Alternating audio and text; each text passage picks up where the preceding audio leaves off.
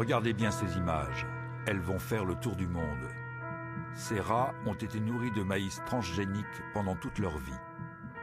Les tumeurs qui les affectent sont énormes. L'étude qui a permis de révéler l'impact des OGM sur la santé de ces rats vient de se terminer. Elle a bénéficié de moyens techniques et financiers exceptionnels. Pendant 2 ans, nous avons pu en suivre tout le déroulement. Après des années de doutes et de polémiques, allons-nous enfin connaître la vérité sur les OGM? Ne serions-nous pas alors face à un scandale de santé publique touchant le monde entier?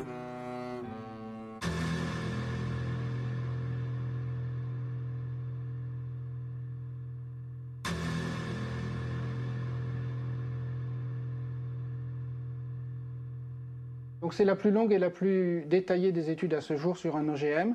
Et aussi, nous avons fait une autre étude en même temps. C'est sur le principal pesticide du monde, le Roundup. C'est un herbicide, il fait partie de la principale catégorie des pesticides. Nous avons passé plus d'1 année à obtenir des maïs transgéniques, car aucun producteur d'OGM ne voulait facilement les donner, étant donné que Monsanto fait signer des accords pour que ces semences ne servent pas à la recherche, ou alors qu'il faut un accord avec eux pour le faire. Et nous voulions que l'étude soit indépendante. C'est la première fois que l'on fait des études sur 2 ans sur des OGM. Ça, c'est déjà la grande différence.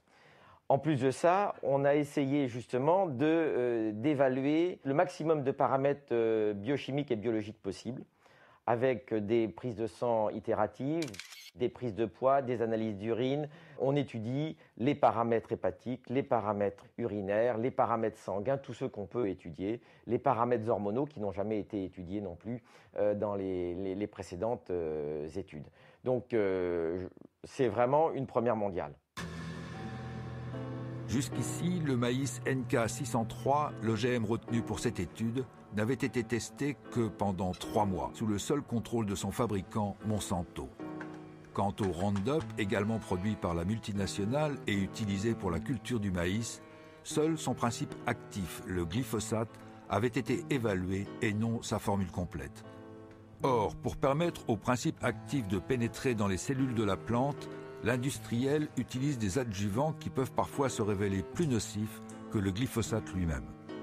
Le but est double, à la fois de mener les études comme elles doivent être menées selon les normes internationales, mais pas en les lisant de manière la plus laxiste possible, comme font certains industriels, mais en la lisant de manière la plus rigoureuse possible. Et deuxièmement, de savoir effectivement s'il y a des effets secondaires. Mais comment peut-on le savoir sinon en donnant ça à des animaux et en mesurant tous les paramètres sanguins et en regardant tous leurs organes finement? Sans doute serait-il utile à ce stade de savoir à quoi servent les OGM. C'est le plus souvent une plante qui a été conçue soit pour produire son propre insecticide, soit pour être tolérante à un herbicide qu'elle pourra recevoir à dose massive sans mourir. On comprend bien l'intérêt pour l'agriculteur. Il pourra par exemple épandre du Roundup sur son champ, toutes les mauvaises herbes disparaîtront, seul restera l'OGM cultivé. On comprend moins bien l'intérêt pour le consommateur qui risque, lui, d'avaler un produit devenu une véritable éponge à pesticides. D'où l'importance de pouvoir évaluer l'OGM et les résidus qu'il contient, et le pesticide seul. Alors pourquoi ça n'avait jamais été testé? Parce que les compagnies, elles faisaient leurs tests soit avec l'OGM traité au Roundup, comme il se doit, et donc on ne pouvait pas différencier l'effet OGM de l'effet Roundup, soit elles faisaient, sans le préciser, le test sur l'OGM. Il n'y avait pas vraiment de standard à ce niveau. Donc ce que nous avons décidé de faire, c'est enfin tordre le cou à la question, est-ce dû à l'OGM ou est-ce dû aux pesticides? Alors que pendant plus de 10 ans, les commissions nationales ne se préoccupaient pas de l'effet pesticide. Ainsi, l'Europe n'exige même pas que des tests de toxicité chronique soient menés systématiquement sur des animaux. Et quand elle le demande, ce sont les industriels qui décident eux-mêmes du protocole à utiliser. La pomme de terre Amflora, par exemple, n'a été testée que sur un groupe de 30 rats, dont 10 seulement consommaient l'OGM. Les maïs de Monsanto ont été testés sur 400 rats. 80 étaient nourris avec la plante transgénique, mais seuls 40 ont été analysés au niveau de leur sang. Dans tous les cas, aucune de ces études n'a dépassé 90 jours. Alors, ce que vous remarquez sur ce résultat, c'est que on a des groupes de rats, des mâles et des femelles, qui mangent des OGM au Roundup ou du Roundup.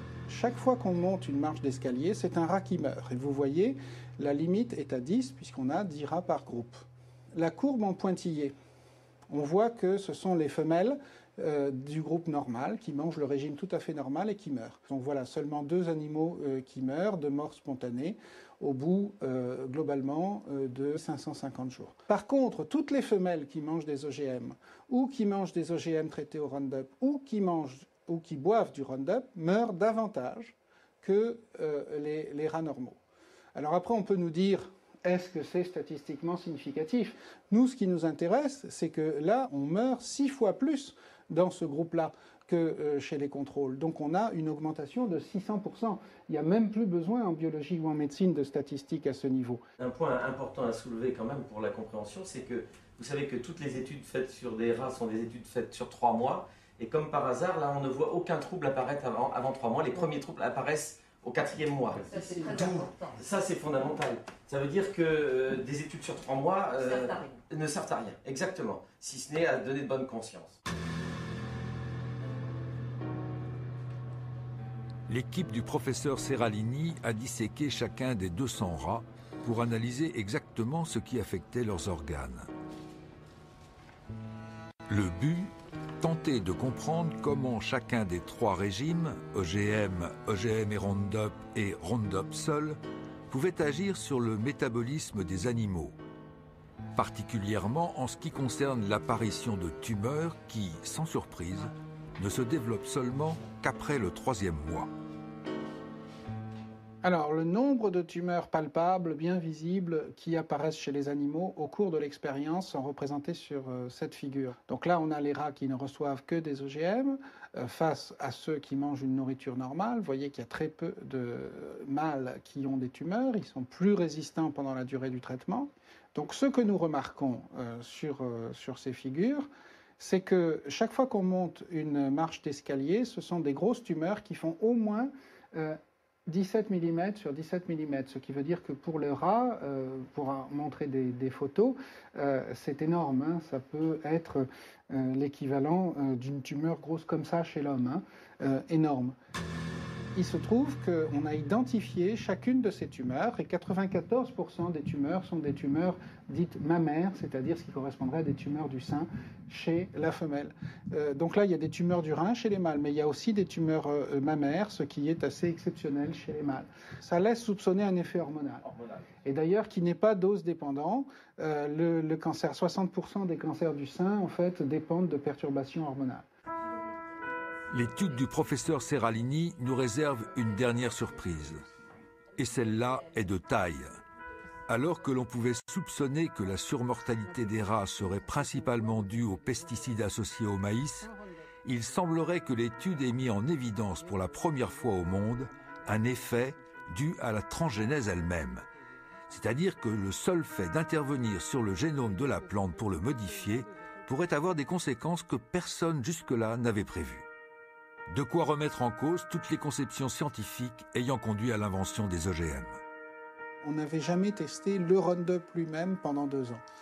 Ceci dit, le Roundup, dans nos études cellulaires, montrait que les cellules de foie, d'embryon, de rein, de placenta, de cordon ombilical mouraient beaucoup plus vite. Donc là, on peut dire que globalement, on a cette surmortalité OGM et Roundup. Mais ma plus grande surprise, ça a été de constater cette surmortalité pour l'OGM tout seul, sans Roundup. C'est-à-dire que les OGM faisaient mourir plus vite et plus fort les femelles et même certains mâles que le régime contrôle.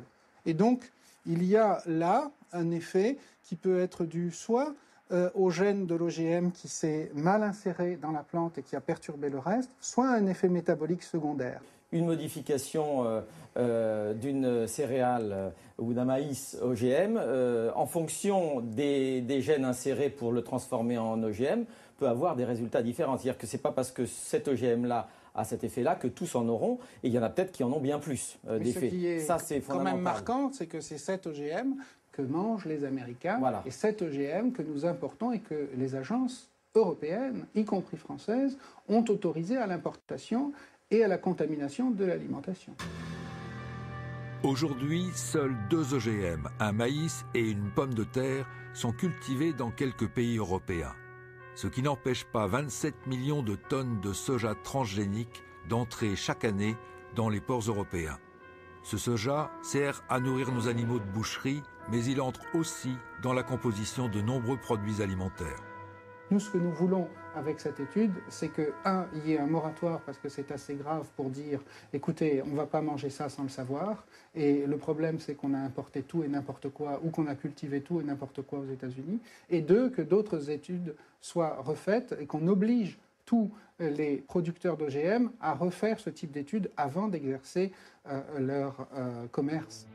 Un moratoire suspendant la culture des OGM a été adopté par la plupart des pays européens, dont la France.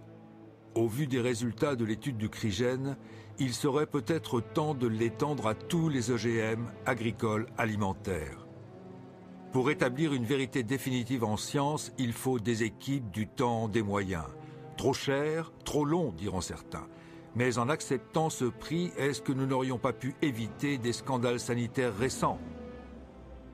Alors, les OGM vont-ils provoquer un nouveau scénario catastrophe ? C'est à l'évidence un risque que l'on ne peut courir et dans l'attente de certitudes scientifiques, il faut employer le fameux principe de précaution dont on parle si souvent et que l'on applique si peu.